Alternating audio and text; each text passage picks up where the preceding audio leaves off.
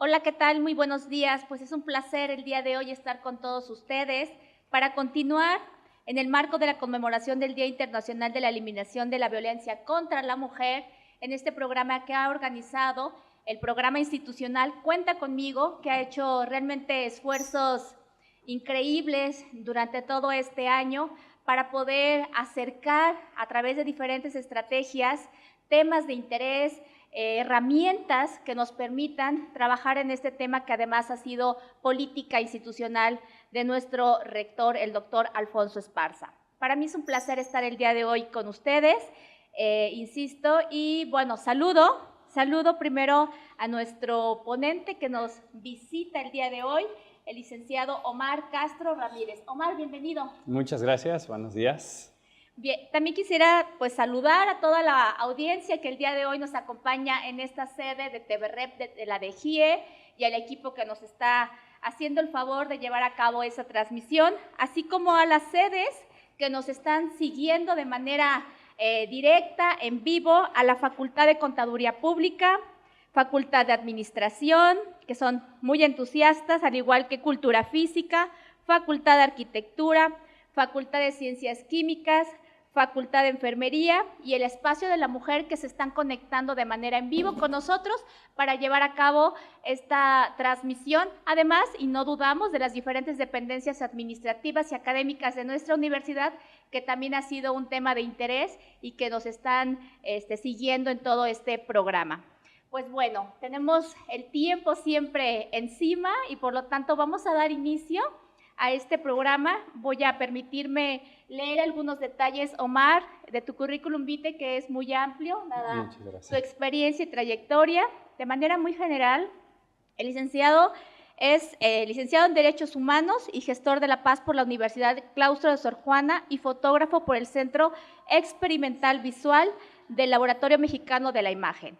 En instituciones gubernamentales se ha desempeñado en la Procuraduría General de la República como asesor jurídico en materia de derechos humanos para la coordinación de asesores de la Subprocuraduría de Derechos Humanos, Prevención del Delito y Servicios a la Comunidad, y como jefe del departamento en la Unidad Ética y Derechos Humanos de la Procuraduría de Justicia. Ahí mismo ha sido instructor de cursos y talleres en temas de atención a víctimas, para la coordinación de planeación, desarrollo e innovación institucional. Ha impartido cursos en temas de derechos humanos, género, prevención de violencia y principios de no discriminación. En la Secretaría de Salud, el Instituto de la Judicatura Federal, de la Auditoría Superior de la Ciudad de México, el Instituto de Capacitación para el Trabajo de la Ciudad de México y la Comisión Nacional de Seguridad. En sociedad civil ha participado como ayudante de investigación en el Grupo Libera de México, organización civil de origen italiano, enfocado en temas de mafia, crimen organizado, reconstrucción del tejido social. Se ha desempeñado como director de políticas públicas y construcción ciudadana en el Instituto de Investigación de Estudios de Cultura de Derechos Humanos. Muy general y muy rápido porque no quiero robarle los minutos al tema que el día de hoy va a compartir con todos nosotros, por demás importante y necesario. Así que bienvenido, Omar, a la Muchas gracias de nuevo. Buenos días y gracias por la invitación a estar aquí con ustedes. Bueno, como bien dices, el tema es muy amplio y disponemos de una ventana reducida de tiempo para tratarlo. Claro. Me gustaría empezar directamente por el título de esta ponencia. Yo la llamé Derechos Humanos como precursores de género. Y creo que ya desde el análisis, si hacemos un cuestionamiento a este título, diríamos, los derechos humanos están generando o están promoviendo una cultura de género, es decir, estamos buscando la igualdad en cuanto al acceso, al disfrute pleno de los derechos, tanto para hombres como para mujeres, a través de los derechos humanos. ¿Es realmente está sucediendo esto? ¿O probablemente nos estemos engañando o algo no estamos terminando de hacer? No diría haciendo mal, sino todavía no hemos terminado de hacer algunos puntos en cuanto a esta labor. Y sobre esto quiero pues entrar en detalle a lo largo de esta hora que tenemos. Bueno,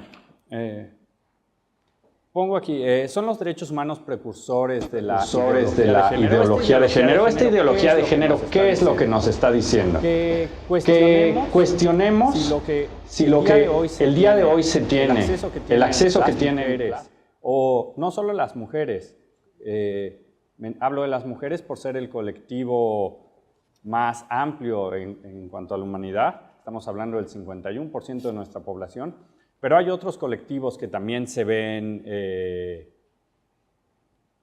no beneficiados, sino todo lo contrario, discriminados en cuanto al acceso a sus derechos a partir de cómo estamos manejando las cosas. Esta ideología de género nos está invitando a cuestionar el por qué hacemos las cosas así, nos está diciendo que no es normal, no es natural algunos hechos que damos por sentado, algún conocimiento que damos por sentado no es natural, y de esta manera, a partir de los derechos humanos, tratamos de modificar esto.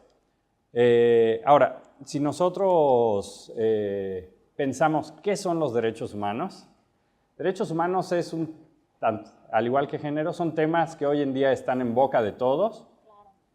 Todo el mundo nos está hablando de los derechos humanos, y sin embargo yo me doy cuenta que hay cierto desconocimiento del tema. ¿Qué se busca con los derechos humanos? ¿A partir de cuándo nacen? Nosotros podemos hacer una retrospectiva de estos derechos humanos, irnos tanto a nivel nacional como a nivel internacional, a algunas décadas, a algunos siglos o incluso unos milenios.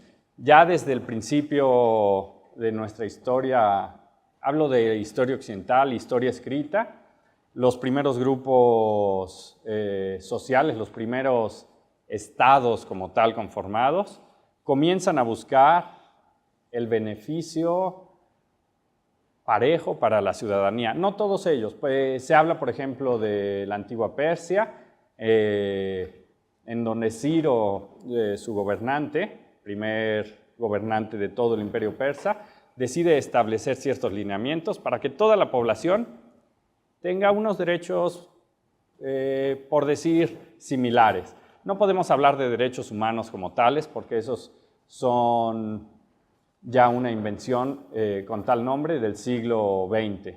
Pero a partir de ahí comienza a haber ciertas propuestas. Está la Carta Magna en lo que es hoy Reino Unido, está la Declaración de Independencia de Estados Unidos, está los derechos del hombre y del ciudadano como resultado de la Revolución Francesa.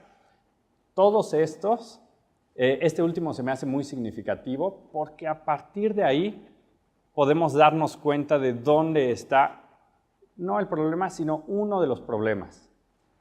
Mi tema son los derechos humanos, pero me gusta también cuestionar a los mismos derechos humanos. Creo que ha habido un seguimiento poco cuestionado de estos derechos humanos y entonces ahí hemos perdido la oportunidad de hacerlos más amplios, de ampliar. Ya en Francia, cuando dictan esta Carta de Derechos del Hombre y del Ciudadano, nos están diciendo para quién son o para quiénes son. En el título está la respuesta. Dirigidos. Exactamente. Son para los hombres y para los ciudadanos, ni siquiera para todos los hombres. Entonces ya de entrada aquí podemos decir que hay varios grupos, varios colectivos. ¿Cuál sería el primer colectivo en quedar fuera de esta prerrogativa? Las mujeres, 51% de la población. No solo las mujeres, ciertos grupos que no tenían la condición de la ciudadanía. Es importante porque a partir de este momento comienza también la lucha, yo diría la lucha visible, una lucha por estos grupos, por obtener lo que de manera directa se les está negando, sea la libertad, sean los derechos económicos, sociales, políticos. ¿De qué estoy hablando? Del voto, de la ciudadanía, de derechos laborales, piensen en todas estas luchas que se han dado a partir de entonces, son resultado del darnos cuenta o del darse cuenta de estos grupos de la discriminación que se hace al momento. Las diferencias que existían. Exactamente, se empiezan a sentar una serie de diferencias que son el punto de arranque para comenzar a luchar por limarlas. Sin embargo, ese no fue el último esfuerzo por establecer, ni siquiera es un esfuerzo nacional, por establecer un piso parejo para toda la población. El primer esfuerzo, y todavía con el que estamos, que se ha ido puliendo, es la Declaración Universal de Derechos Humanos de 1948. Esta declaración, por primera vez, sienta a un amplio número de países, por así decirlo, en la misma mesa, a discutir sobre lo que se tiene que hacer para que la población, esta población que en un principio estaba pensada por una ciudad-estado, después por estados ya como países, hoy lo queremos a nivel mundial, tenga los mismos beneficios, tenga las mismas oportunidades de desarrollo. ¿Y de qué estamos hablando como este desarrollo? ¿A qué se referiría? Cuando nosotros hablamos de derechos humanos, estamos hablando de ciertos beneficios básicos. Podemos irnos desde lo más amplio, que ya son instrumentos especializados, o a los 30 puntos que nos marca esta declaración, ¿no? Libertad, derechos jurídicos, no discriminación, derecho a la justicia, a la alimentación, a la educación, un techo, la salud, todo lo que una persona, sea en México, sea en cualquier parte del mundo, en cualquier momento, requiere. ¿Para qué? ¿Para qué requiere esto? Sería el cuestionamiento. Para poder llevar a cabo, para poder tener un plan de vida positivo. Es decir, tú haces un proyecto de vida y el entorno en el que estás, no quiero decir México, puede ser cualquier lugar del mundo, te favorece a llevarlo.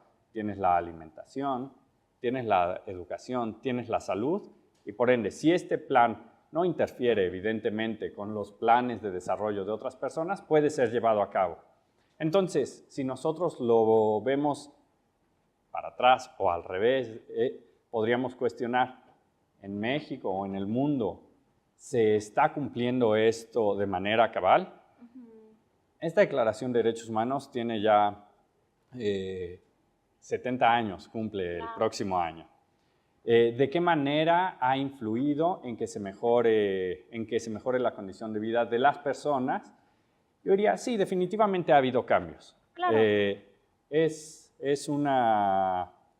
Fue una acción, un primer momento muy positivo.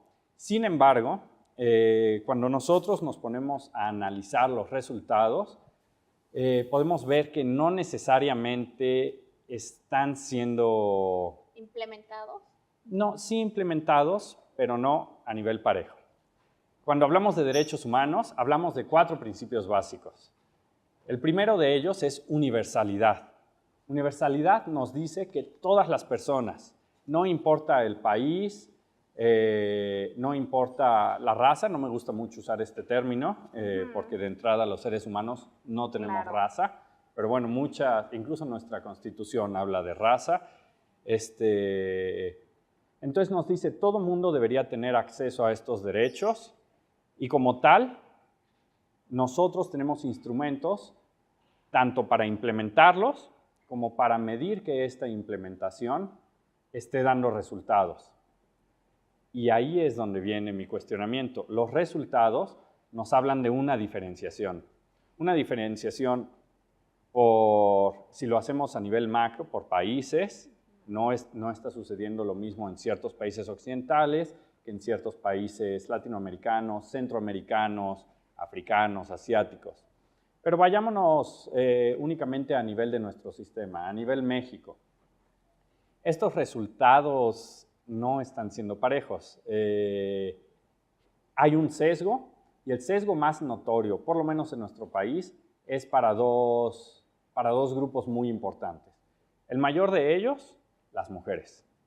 51% de nuestra población está teniendo, a la hora de evaluar nuestras políticas públicas, a la hora de evaluar nuestros programas, resultados distintos a los que está teniendo la población masculina. El otro grupo son los grupos originarios o indígenas, que también se encuentran muy por debajo en cuanto a resultados de estos derechos humanos.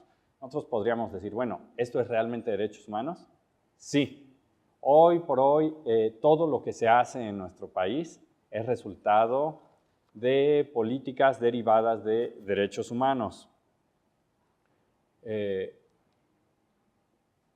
Como todo el mundo, bueno, no todo el mundo sabe probablemente, pero todo el mundo deberíamos saber. Yo considero que es conocimiento básico. En nuestro país, nuestra Constitución fue reformada en 2011 para hacerla un instrumento jurídico con base en los derechos humanos. Es decir, los derechos humanos no entran ya como un acotamiento de la Constitución, sino la Constitución está edificada sobre derechos humanos, sobre estos 4 principios que mencionaba en la otra lámina, universalidad, indivisibilidad, interdependencia y progresividad. Es decir, todos estos derechos humanos son indivisibles, son interdependientes. ¿A qué me refiero? Van juntos con pegados. No podemos estar trabajando un tema, no podemos decir, en México vamos a solucionar el problema del hambre, el problema de la educación, pero no el problema de la desigualdad entre hombres y mujeres. Y probablemente no se está llevando tan cabalmente.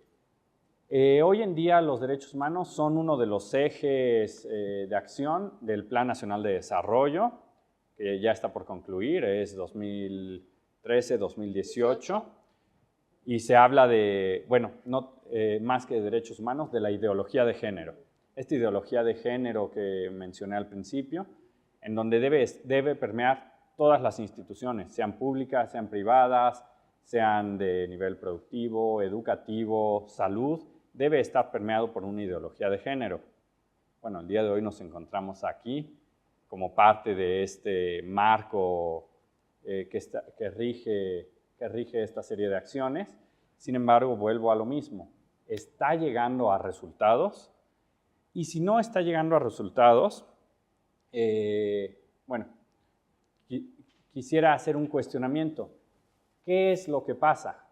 Entre el punto A, que es la salida, nosotros podemos hablar que en México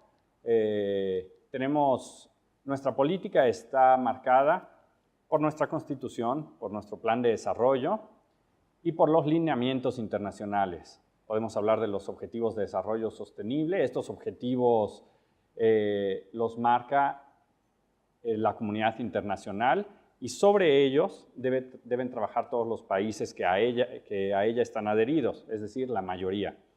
Entre ellos, si nosotros podemos ver el punto 5, está la igualdad de género. La igualdad de género nos dice hombres y mujeres deben tener mismos derechos, mismas oportunidades, no solo en lo teórico, sino en lo práctico. Ajá. Entonces decimos, tenemos un marco internacional, tenemos una serie de instrumentos, menciono algunos, la Convención sobre la Eliminación de todas las formas de discriminación contra la mujer, la Convención Belém do Pará, la Plataforma de Acción de Beijing, y bueno, hay independientemente ciertos organismos, también a nivel internacional como a nivel nacional, está ONU Mujeres, está el Instituto Nacional de las Mujeres, con sus distintas sedes, dependiendo de cada entidad federativa, que son los encargados de revisar que estas políticas, que estos lineamientos jurídicos vayan ad hoc con estos requerimientos internacionales, con estas modificaciones que hemos hecho constitucionalmente y que se esté trabajando por una sociedad más igualitaria en cuestiones de género, más justa. Yo diría, tenemos un punto de salida con una palomita. Claro. Hemos hecho la tarea ahí. Tenemos los instrumentos, tenemos el marco jurídico, tenemos las leyes, los reglamentos, los organismos. Sin embargo, yo me voy al punto de llegada. Me voy a adelantar un poco en estas láminas y me voy a ir directamente a esta. Dice, México fue sentenciado por feminicidios. Estamos hoy en Puebla. Lo mismo podríamos estar en Morelos, estar en Guerrero, en el Estado de México, en Chihuahua. ¿Y cuáles son las noticias permanentes? Yo les invito a abrir hoy cualquier periódico, el que quieran, en su aplicación o en papel, y no van a tardar más de 5 o 7 notas en que haya alguna sobre una mujer desaparecida, violada, torturada. Sin ir más lejos, hoy precisamente estaba revisando esto y aparecía un caso, me parece que incluso fue de los que yo mencioné. Bueno, no está aquí. Yo menciono varios casos aquí. Evidentemente, aquí en Puebla recordarán el caso de justicia, el caso de la injusticia que se cometió en contra de esta chica.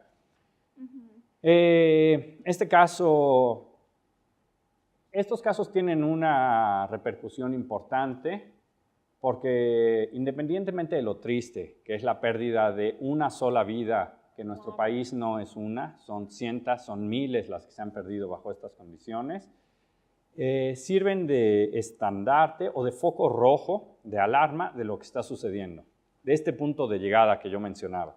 Si estamos haciendo bien las cosas de salida, claro, no debería. No debería estar pasando. Por supuesto. Si tú sabes hacer una ecuación matemática y sigues el procedimiento, el resultado tendría que darte con exactitud. Claro, si está el marco jurídico, las leyes, las normas, las convenciones en donde todos están a favor, ¿cuál es el punto entonces? Exactamente, algo está pasando que en esta ecuación el resultado no está coincidiendo con las cifras que tenemos.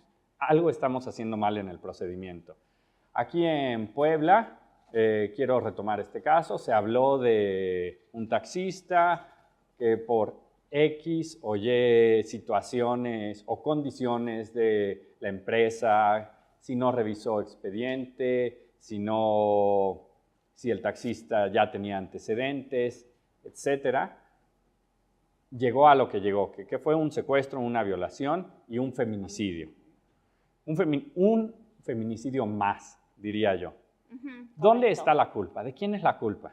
Digo, no se trata de buscar culpas, pero para empezar a entender este problema, creo que sí ayuda saber dónde está el problema, en dónde nos equivocamos. Claro. Definitivamente la persona o las personas que llegan a este tipo de acciones delictivas cargan con el peso de la culpabilidad como autores materiales. Pero yo me atrevo a decir que el problema va más allá únicamente el victimario.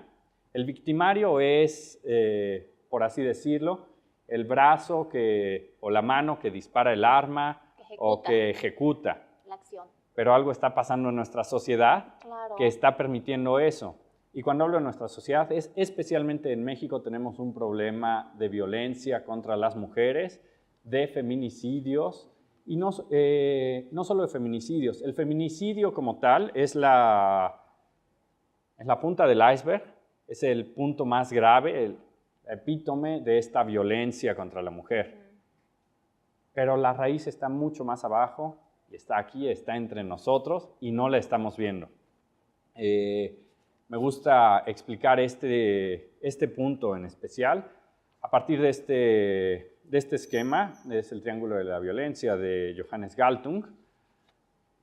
En él nos dice, la violencia en cualquier sociedad se puede dividir o se puede esquematizar como si fuese un iceberg. En este iceberg nosotros tenemos lo que sobresale, es decir, la punta, lo que vemos y todo lo que no vemos. La violencia directa, visible, y la violencia indirecta, invisible. Esta violencia directa es el feminicidio, es el asesinato de Mara, son los asesinatos de Ciudad Juárez, es la violencia doméstica, la violencia psicológica, la violencia económica. Yo, para dejarlo más claro, más acotado, diría, es aquella violencia que por un lado podemos ver y por otro nos incomoda. ¿Por qué nos incomoda? Porque automáticamente la vamos a criticar, a reprochar. Decimos, eso no tiene cabida en nuestra sociedad. Por lo menos en una sociedad sana no tiene cabida los golpes, no tiene cabida los insultos, no tiene cabida el abuso, sea entre hombres y mujeres, entre cualquier grupo o individuos. Esa nos incomoda y la reconocemos. Y todo sería fácil si nada más se tratara de atacar esta violencia que reconocemos. A veces pienso que el problema venga de aquí, que nada más estamos atacando lo que reconocemos. Sin embargo, el problema con la violencia, desde este esquema, es lo que no vemos. En un iceberg, lo que no vemos es mucho mayor que lo que vemos. La punta es nada más lo que alcanzó a salir a flote y lo que permanece debajo del agua es mucho mayor. Si esto hacemos la analogía con la violencia, ¿qué es? Es lo que está inmerso en nuestra sociedad y estamos pasando por alto. Si nosotros prendemos nuestra televisión y vemos cómo se utiliza a la mujer como un objeto, si nosotros abrimos cualquier tipo de publicación, y ojo, no estoy hablando nada más de publicaciones de entretenimiento, de cualquier tipo, a la mujer siempre se le ha visto como un objeto. Si nosotros hablamos del lenguaje, hoy en día está muy de moda, desde tiempos de Fox ya se hablaba de ciudadanos y ciudadanas, mexicanos y mexicanas, chiquillos y chiquillas, que terminó tomándose con cierto humor. Decían, ¿eso qué? ¿Eso para qué? Claro. El lenguaje se entiende si hablamos en masculino. Sin embargo, este lenguaje masculino nos está hablando de que pensamos como hombres y para hombres.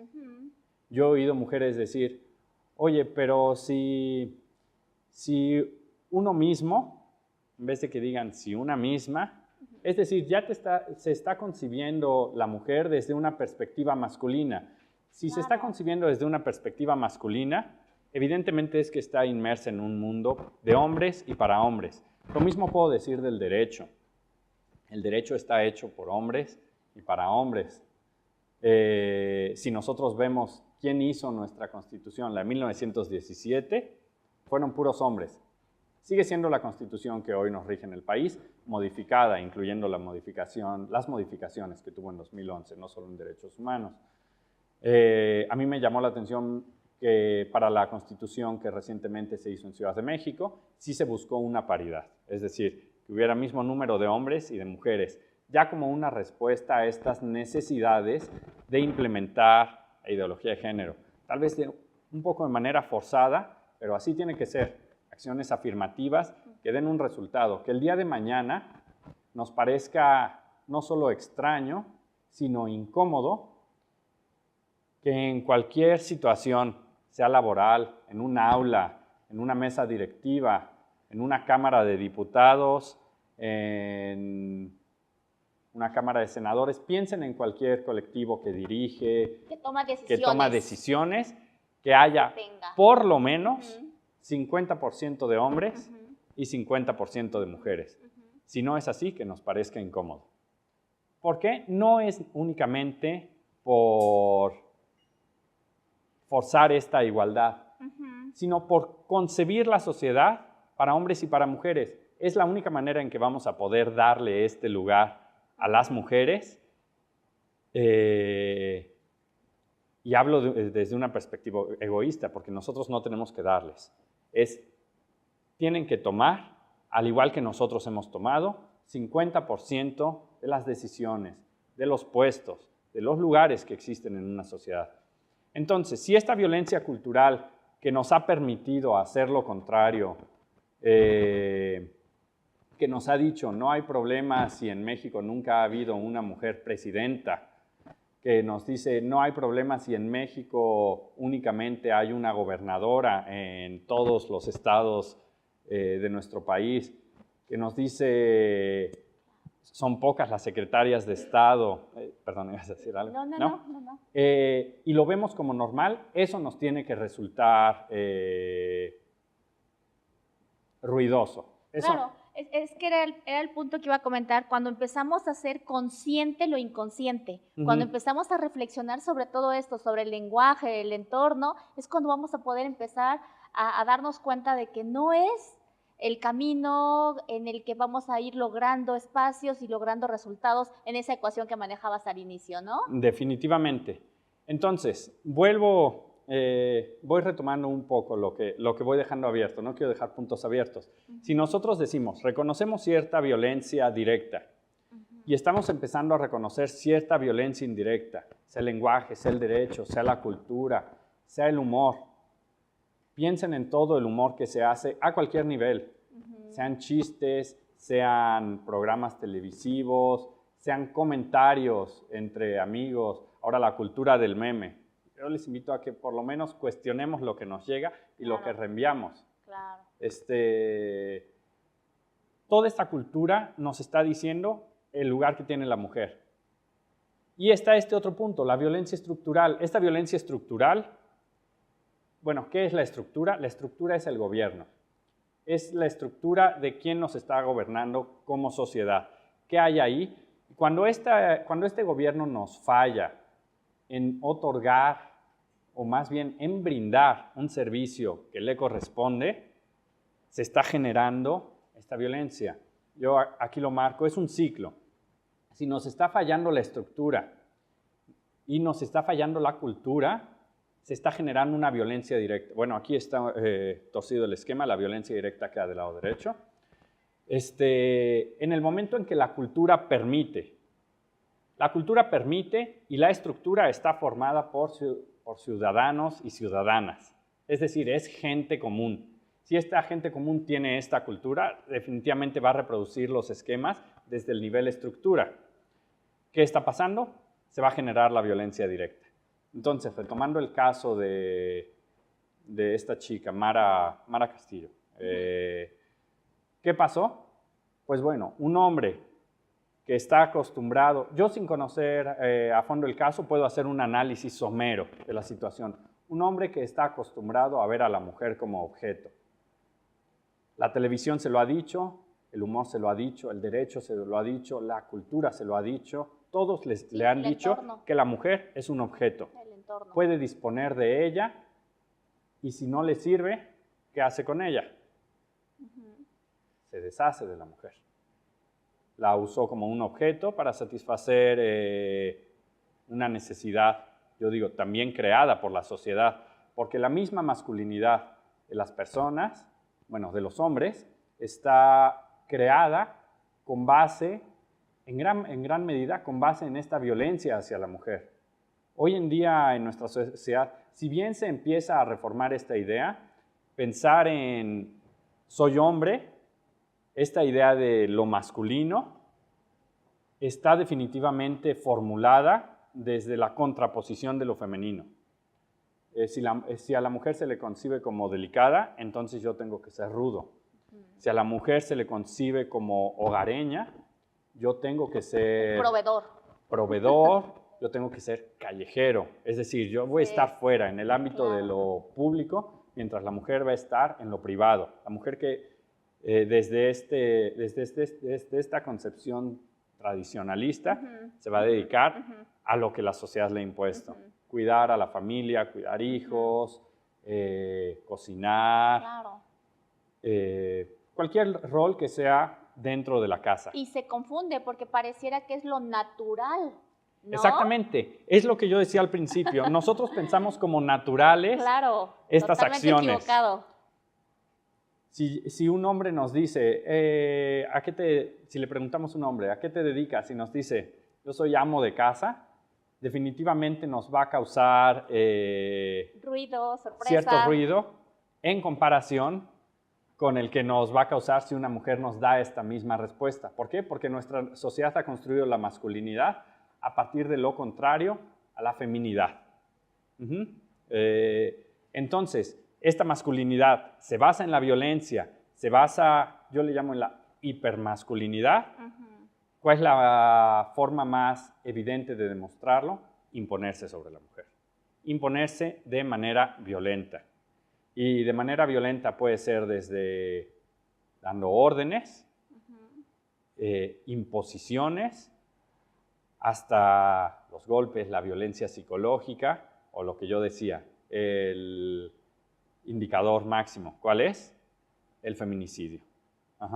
Entonces yo creo que ahí es lo que está pasando. Esta explicación a la violencia que se ha desatado ya desde hace, yo hablaría de décadas en nuestro país, responde no a fallos en la justicia, no hay fallos si bien puede haberlos, en la impartición de justicia, pero no ese es el problema. No está desde las leyes que dictan la justicia, no está desde el tema de lo penal, está desde el tema de lo cultural, lo educativo. Ya se está haciendo una parte en cuanto a modificar el género como un lineamiento, como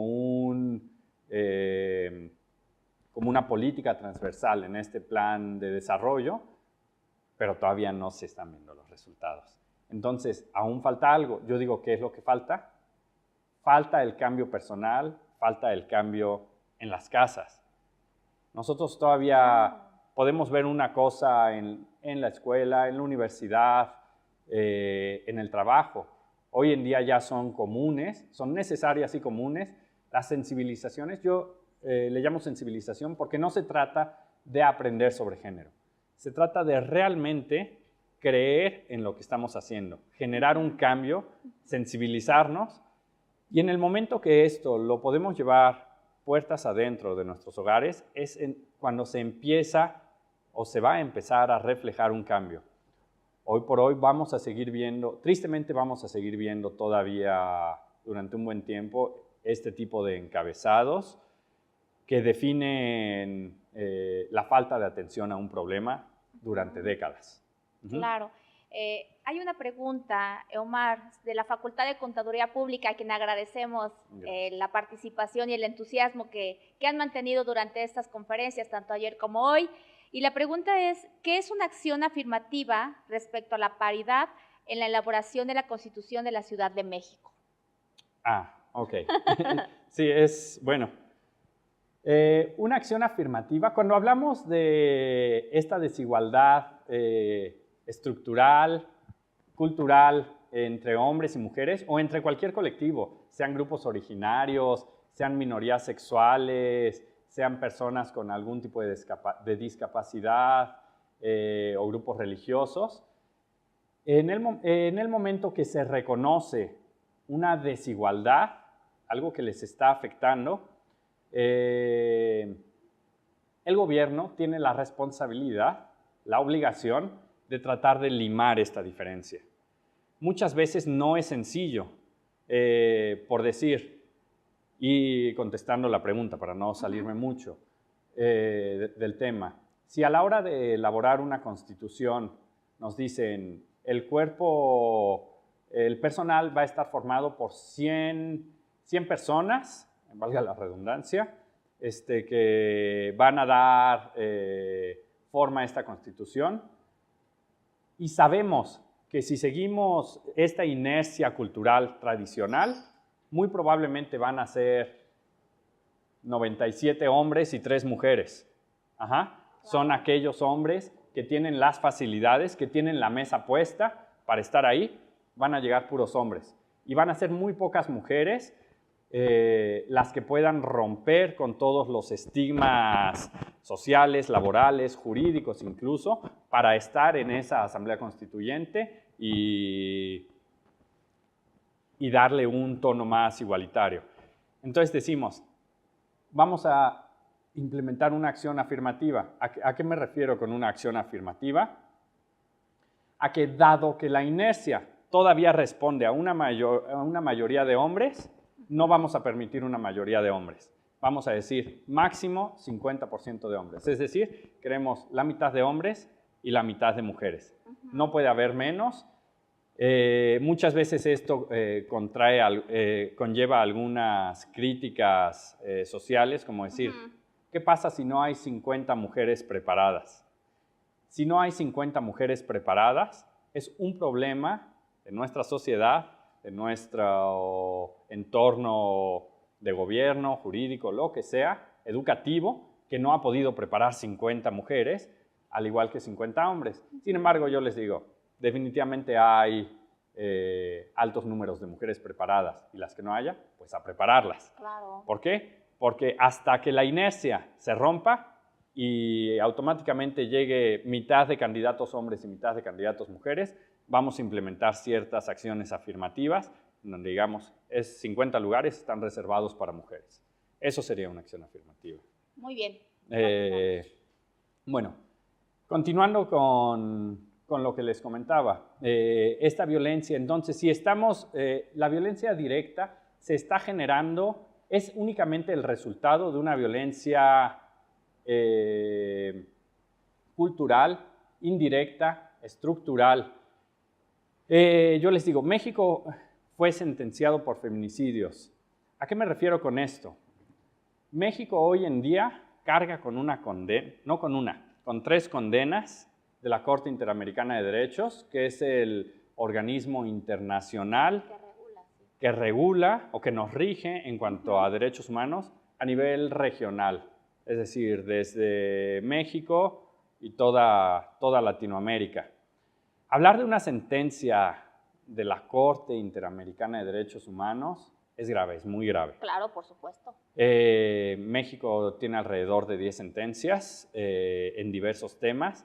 3 de ellas son en materia de violencia de género.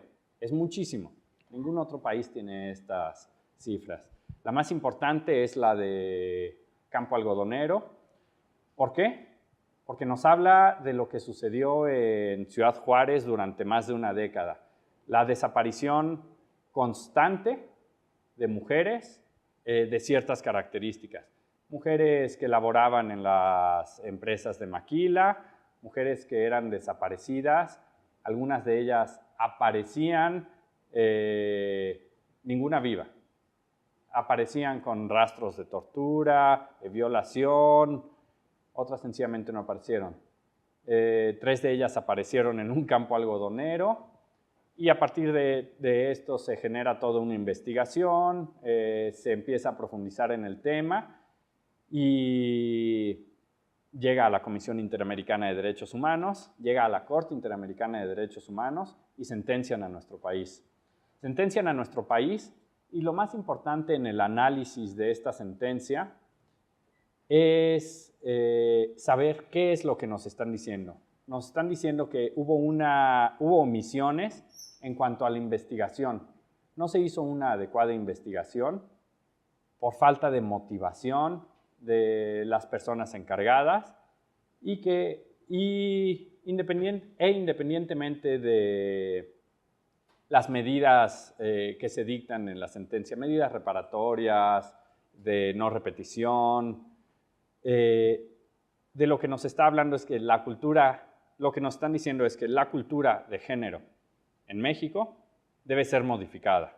Sí, por supuesto. Porque lo que sucede en Ciudad Juárez es lo mismo que ha sucedido en el Estado de México, es lo mismo que en menor medida, pero no menos grave, sucede aquí en Puebla o sucede en la Ciudad de México o en la mayoría de nuestros estados. Son 2 o 3 los que realmente no tienen números alarmantes, 2 o 3 de 32. Sí, pero bueno, no es.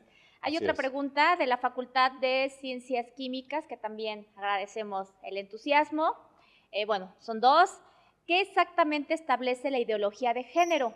Existen muchas declaraciones en los medios y redes sociales sin que se dé una declaración clara, lo que se presta a malos entendidos. Definitivamente estoy de acuerdo. Gracias por la pregunta, porque para quienes nos dedicamos al tema nos resulta claro.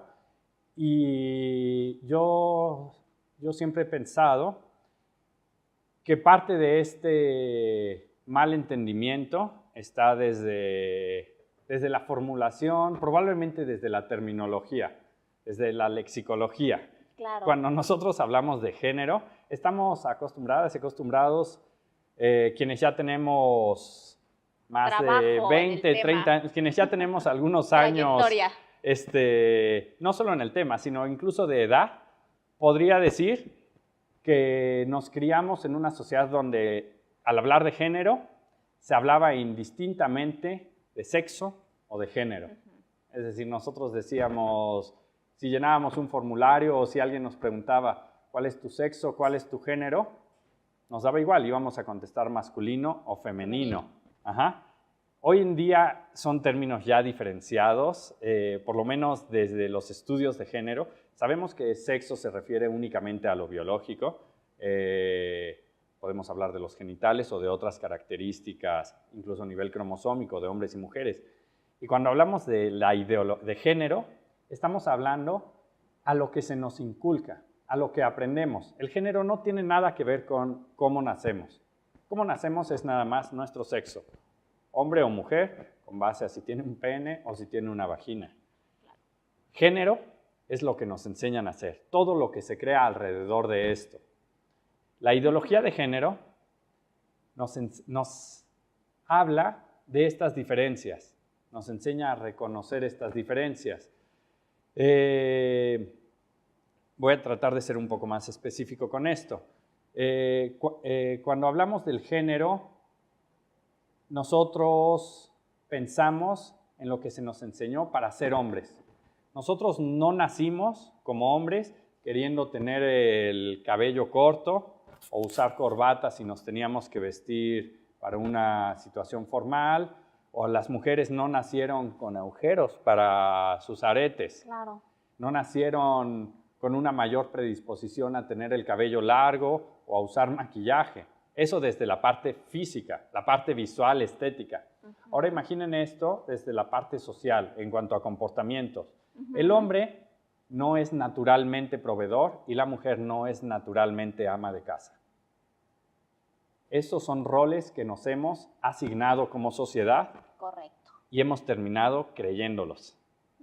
Entonces, cuando una mujer trata, y hablo de una mujer, también puede ser un hombre, pero en este caso creo que es más grave la situación. Cuando una mujer trata de romper con estos paradigmas, todo rompimiento genera violencia.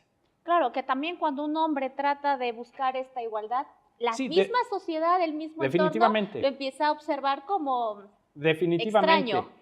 El punto aquí que yo remarcaría es que la posición del hombre siempre ha sido más cómoda. Claro. Difícilmente va a querer romper con algunos lineamientos ya establecidos socialmente, y la situación de la mujer ha sido menos cómoda. Claro. Entonces, siempre que ha querido romper con esta situación, en el momento que las mujeres decidieron que también querían ser ciudadanas, hubo violencia. En el momento que dijeron que querían tener voto, hubo violencia. En el momento que dijeron que querían trabajar en igualdad de condiciones, hubo violencia y la sigue habiendo, porque en los resultados, los indicadores nos dicen que no tienen las mismas oportunidades y no ganan lo mismo. Claro. No tienen el mismo acceso. Claro. Y tiene que ver con la siguiente pregunta, igual de la Facultad de Ciencias Químicas. ¿Cuál es la causa o el origen por el cual se trata a la mujer como objeto? ¿Qué tal? Muy buena pregunta también. Creo que con lo que hemos estado platicando se contesta un poco la pregunta. Recapitulando, ¿no? Exactamente. Incluso con la última respuesta va también la respuesta a esta pregunta tácitamente. ¿Por qué se le ha tratado a la mujer como objeto? Porque ha resultado más cómodo para los hombres. Los hombres estamos en una situación de comodidad, en donde si no quieres que la contraparte invada tu espacio de comodidad, la limitas, le quitas derechos, no votas, no trabajas, no opinas, no sales a la calle, no participas, no construyes la sociedad. ¿Qué es eso entonces? No es una mujer, es un maniquí, es un objeto. Esa es la objetización. Ustedes salgan a la calle, y realmente abro esta invitación, salgan a la calle y vean los espectaculares. Vayan a la plaza comercial, puede ser aquí en Puebla o puede ser en cualquier ciudad de nuestro país, y vean la ropa para mujeres y la ropa para hombres. vean los trabajos para mujeres y los trabajos para hombres. Evidentemente no hablo del 100%, es algo que se está tratando de modificar, pero todavía permanece fuertemente en nuestra sociedad. Lo que hace la mujer tiene definitivamente tintes de objeto. También lo hay para los hombres, pero en mucho menor medida. Ajá. Claro. Ok.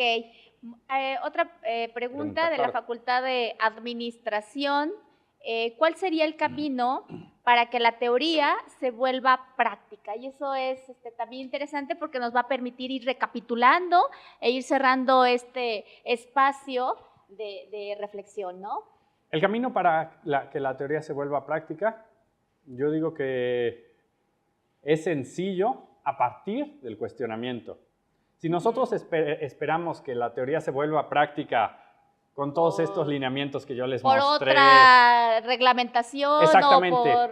Puede no. haber objetivos del milenio o de la No. Agenda Internacional de Desarrollo, o podemos modificar n número de veces nuestra Constitución, hacernos partícipes de cuánto tratado haya de derechos humanos, de igualdad para mujeres, para cualquier colectivo, pero eso no va a generar nada.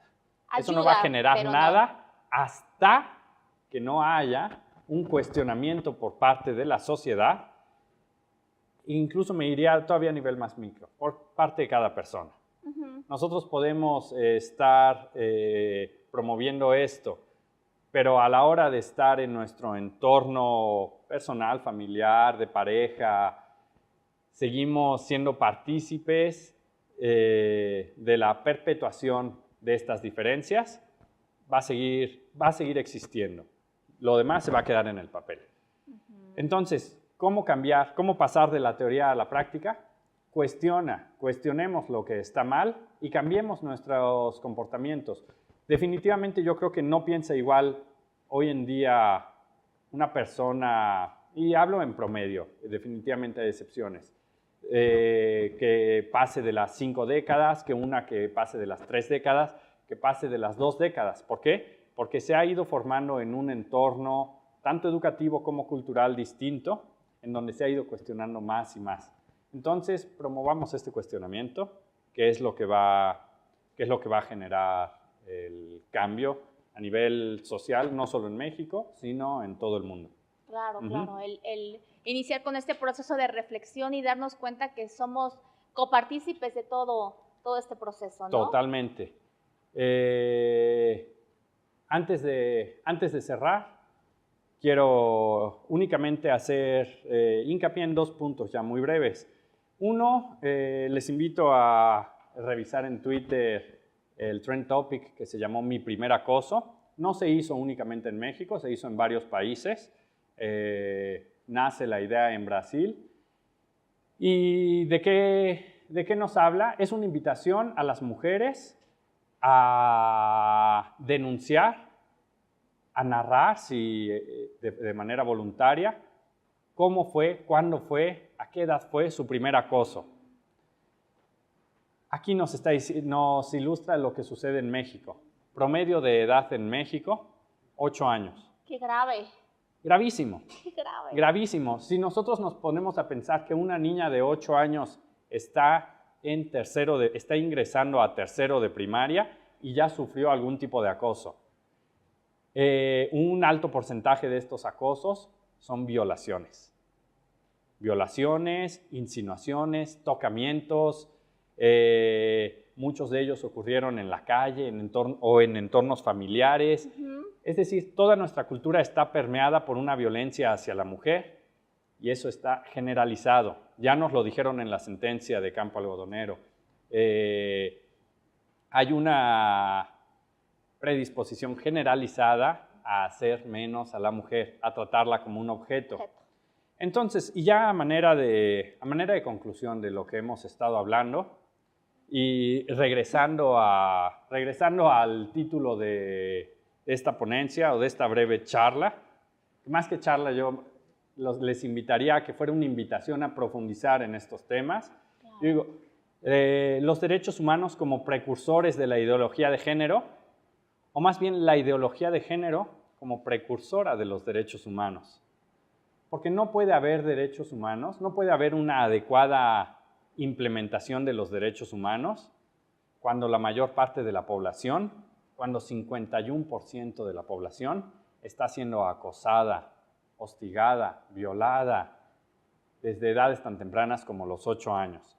Si queremos que realmente en nuestro país haya una correcta implementación de todos estos principios, de todos estos imperativos éticos, educación, techo, comida, justicia, empecemos por incluir a toda la sociedad.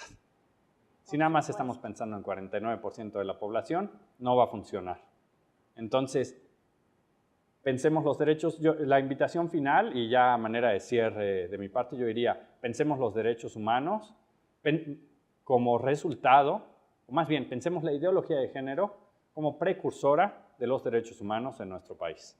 Muchas gracias. Gracias a ti, Omar. Muy interesante estos minutos que nos has compartido. Efectivamente, cuando nosotros somos capaces de reflexionar, de darnos cuenta que somos corresponsables de esta construcción social, es cuando vamos a empezar a lograr y exigir cambios importantes. Exactamente. A partir de uno, iniciando con este proceso. Exactamente, ¿no? Reconocer la responsabilidad que nos toca como ciudadanía. Cada quien. Si pensamos que nuestra responsabilidad es únicamente el voto, estamos muy lejos de la realidad. Claro. Pues te quisiéramos tener más tiempo, obviamente, para poder continuar con esta reflexión. Sabemos que es difícil, pero nos gustaría también que nos pudieras compartir algún correo electrónico donde las demás preguntas puedan seguir, o a través de la página con Cuenta Conmigo. Todas las preguntas adicionales, por favor, háganlas llegar, porque seguramente abriste toda una serie de reflexiones. Espero que así haya sido. Estoy segura de ello, porque siguen llegando. Así que bueno, vamos a despedir esta conversación el día de hoy, haciéndole entrega al maestro Omar un pequeño presente de nuestra institución. Muchísimas gracias.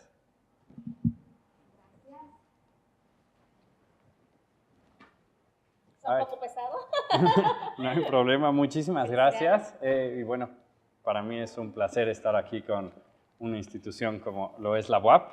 Claro, y es a nombre de nuestro rector, el doctor José Alfonso Esparza Ortiz. Agradece el día de hoy el que nos acompañes para compartir con todos nuestros comunidad universitaria, estudiantes, trabajadores, académicos, trabajadores administrativos y académicos, estas importantes reflexiones que, como lo comentábamos al inicio, para nosotros como universidad es parte de este compromiso social y esta vocación que tenemos que trabajar para poder transmitir desde los espacios que cada uno somos responsables estas reflexiones que el día de hoy nos has transmitido. Así que, muchísimas gracias. Rector, muchas gracias. Tanto para el rector como para todo el personal que aquí me ha recibido, para ustedes. Y es un placer estar con todo el sistema, con toda la Universidad de Puebla. Y yo espero que realmente tenga una trascendencia, no solo mi participación, sino las distintas participaciones que ha habido en estos foros, para generar un cambio, que es la idea de una universidad, generar cambios en la sociedad, cambios positivos. Muchísimas gracias. De igual forma, agradecemos la presencia de la maestra Margarita Trujillo, directora del Círculo Infantil, quien el día de hoy tuvo a bien participar en esta videoconferencia y que amablemente aceptó la invitación a través del programa institucional Cuenta Conmigo. También hacemos entrega de un reconocimiento. Muchas gracias. A todas las sedes de transmisión que siguieron, Facultad de Contaduría Pública, de Administración, de Ciencias Químicas, Arquitectura, Ciencias Químicas, todos los que siguen en redes sociales y demás medios de comunicación, muchísimas gracias. Gracias por todas sus preguntas que nos hicieron llegar a través del call center. Y bueno, continuaremos el día de mañana con el tema de violencia sutil contra las mujeres a las 10 de la mañana en punto con la maestra Amparo Yadira Coronado Zavala. Muchísimas gracias. Gracias a ustedes, Margarita, Miguel, muchas gracias. Gracias y que tengan un excelente día, y a todos los que nos han acompañado el día de hoy aquí también físicamente, muchas gracias. Buen día y hasta luego.